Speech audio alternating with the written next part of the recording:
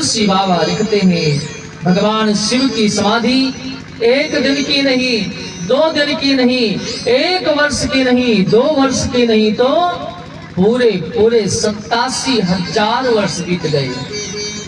कि बीते संवत सहस्र 87 शंभु समाधि तजीय विनाशी। सहस्र 87 शंभु समाधि तजीय विनाशी। बीते संवत सहस्र 87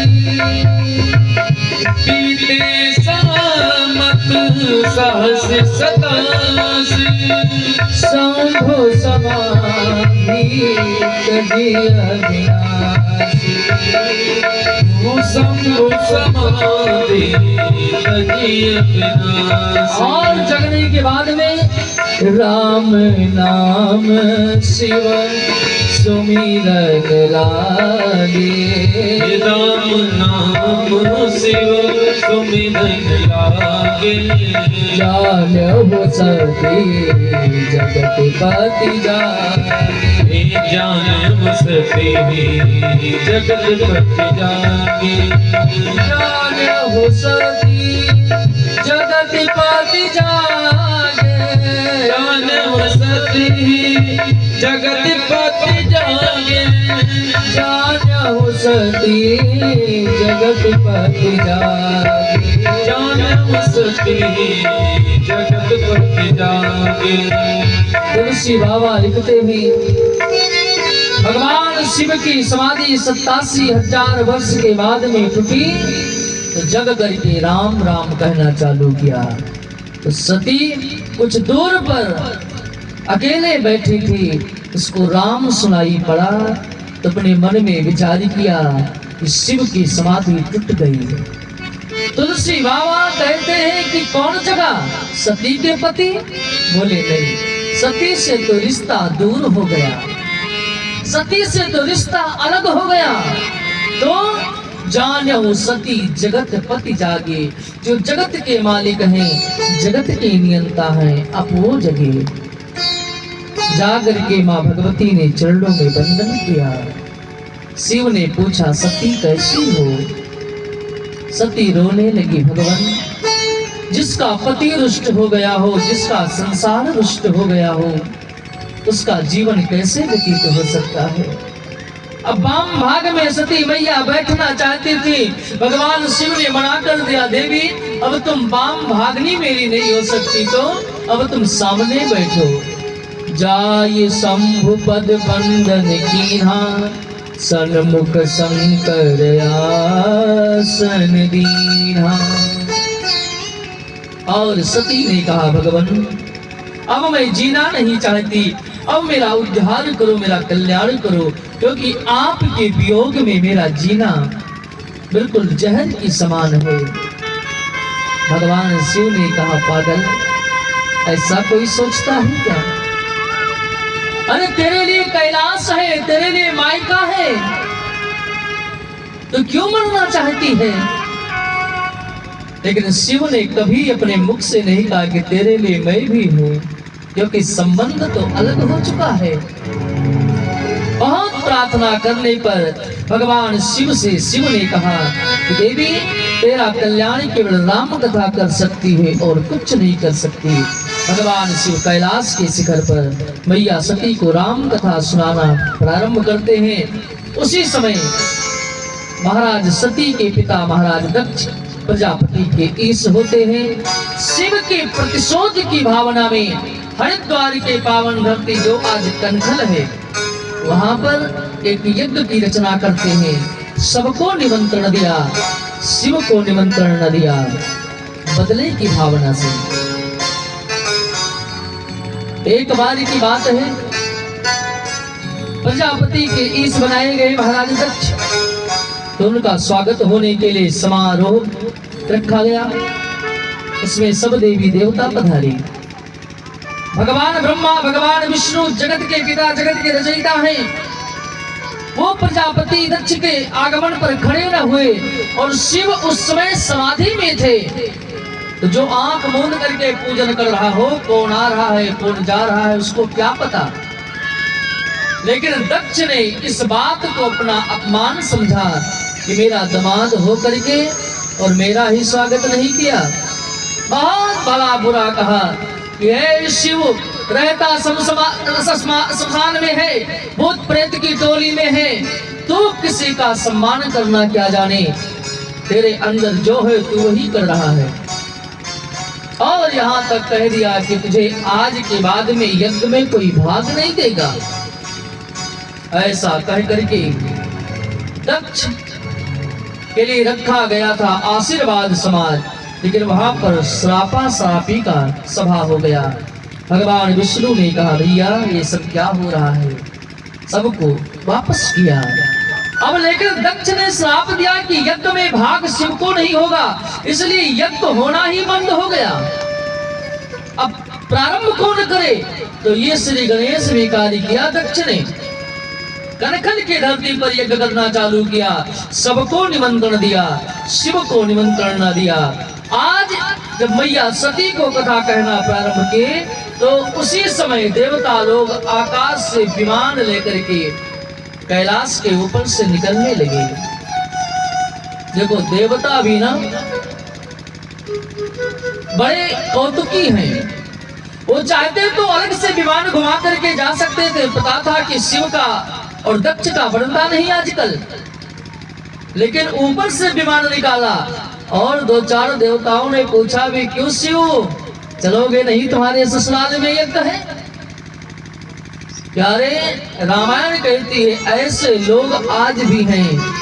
यदि किसी को पता चल जाए कि फला व्यक्ति का फला से आजकल बनता नहीं है, तो बार बार उसकी चर्चा करेगा, रे उसके यहाँ तो वो उत्सव है, आपको नहीं बुलाए क्या। मेरे पास तो 4 बार फोन आया था, जाने की इच्छा नहीं थी क्योंकि आपको बुलाया नहीं, आप मेरे मित्र हो, लेकिन क्या करूं जाना पड़ेगा। सुनाएंगे, ये भावना आज की नहीं है, आज की चली आ रही है। भैया सती ने पूछा बोले आज ये विमान, शिव ने कहा देवी तुम कथा सुनो, विमान पर अपने मत को मन अनमत अटकाओ। सती ने हठ किया कि भगवान मैं विमान के बारे में जानना चाहती हूँ। शिव ने कहा देवी जी तुम्हारे पिताजी एक यज्ञ कर रहे हैं, उस यज्ञ में सभी लोग भाग लेने के लिए जा रहे हैं, आतिथ्य बन करके जा रहे हैं। भैया सती ने कहा भगवान तो निमंत्रण अपने पास भी आया होगा, अपने घर भी आया होगा। भगवान शिव ने कहा देवी निमंत्रण मेरे यहाँ नहीं दिए, क्योंकि मेरे ही प्रतिशोध की भावना से यज्ञ कर रहे हैं तुम्हारे पिताजी। मैया सती ने कहा भगवान आप रहते हो पहाड़ों के ऊपर कैलाश पर, कोई आया होगा निमंत्रण लेकर के यहाँ तक नहीं आ पाया, और भगवान मैं जानती हूँ अपने पिताजी को, आप चलिए ना, मेरा मायका है मैं सब संभाल लूंगी। भगवान शिव ने कहा देवी मैं जरूर चलता हूँ, लेकिन जहाँ पर अपमान के बदले में कोई कार्य हो रहा हो वहां जाने पर अच्छा नहीं होगा। जहां पर सार्वजनिक कार्य हो फिर वहां निमंत्रण का भावना भी नहीं रखना चाहिए कि कोई आवे बुलावे, कोई फोन करे, कोई पत्र आवे तब मैं चलूं। जैसे आपके जो इस ग्राम में हमारे पूज्य श्री सियाराम दास जी महाराज जो यज्ञ करा रहे हैं, किसी एक का नहीं है, सबका है, सबके सहयोग से है। अब कोई व्यक्ति ये सोचे कि मेरे पास आते फोन करते कार्ड लेकर के आते तब मैं चलता, तो प्यारे अपनी बेटा बेटी की शादी तो यहाँ पर ठाने नहीं है, धर्म का कार्य ठाने हैं। साधु और क्या कर सकता है धर्म के अलावा। अब आप निमंत्रण के बारे में सोचो कि कार्ड आवे बुलावा आवे तब मैं चलूं, तो प्यारे फिर ये आपकी गलती है। इसलिए जहां पर सार्वजनिक कार्य हो, मंदिर में, यज्ञ में, कथा में, उत्सव में, वहां पर बिना बुलाए चले जाना चाहिए। दूसरी बात, अपने मित्र के यहाँ, अपने सगे संबंधियों के यहाँ कोई उत्सव हो, और कारणवश वो भूल गया हो, आपके यहाँ पत्र ना पहुंचा पाया हो, तो वहां भी चले जाओ, आपको दोष नहीं लगेगा। लेकिन जहां पर प्रतिशोध की भावना से जहां कार्य किया जा रहा हो, बदले की भावना से जहां पर कार्य किया जा रहा हो, फिर अपना कोई सगा भी कर रहा हो, तो रामायण कहती है कि तहां गए कल्याण न हो। वहां जाने पर हित नहीं होगा। आप चले भी जाओगे तो वहां पर लोग व्यंग की भाषा बोलेंगे, वहां पर आपको लोग अपमान की दृष्टि से देखेंगे। भगवान शिव ने कहा, देवी जी यदि पत्र आया होता तो जरूर चलता, लेकिन पत्र तो आया नहीं।